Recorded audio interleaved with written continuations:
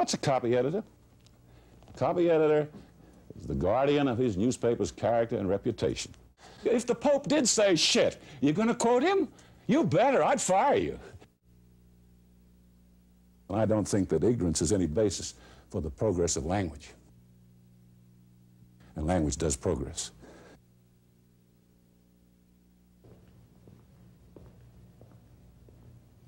Language does progress. Times it goes the other way. And those of us who use it most often before the public bear a great responsibility for the direction of its evolution. In his 30 years as a journalist, teacher of journalism, and newspaper consultant, John Bremner took this responsibility very seriously. My business is language. I teach editing.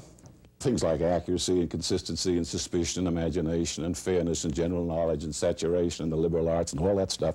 In back of it all is the language. And you're not going to get anywhere as a student or as an instructor, as a pro even, unless you are thoroughly immersed in this language, this beautiful bastard language of ours, English. I'll never look up anything unless I check the derivation, check the etymology, looking up a word in the dictionary. This will expose you to so many other words in the language and expand your vocabulary. The second way to teach them, and this is tough, it's tough through the dictionary, you have to teach them, excuse my using the word, grammar. The first of the trivium, the classical liberal arts, grammar, logic, and rhetoric. I don't apologize for saying it. It's become sophisticated to say that you don't teach them grammar. Baloney! There's no such thing as a literary genius in elementary school or high school, and I would dare say even in college.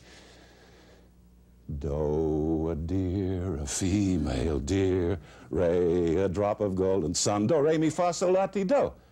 Where do we get that, by the way? You've been singing that since you learned it at your mother's knees. Or some other joint, I don't know, but you learned it. Why do we sing do, re, mi, fa, sol, la, ti, do? All music, ultimately, or Western music anyway, all Western music comes from the scale, the musical scale, the tonic solfa. And all language, all English language, comes from the 7 parts of speech.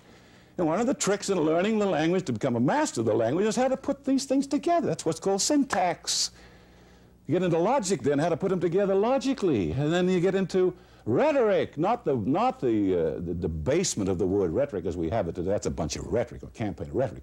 Rhetoric is the science or the art of persuasion. Sometimes I am almost convinced that America will be the death of English. But as long as the spirit of John Bremner is abroad among us, English may yet live to be loved by future generations.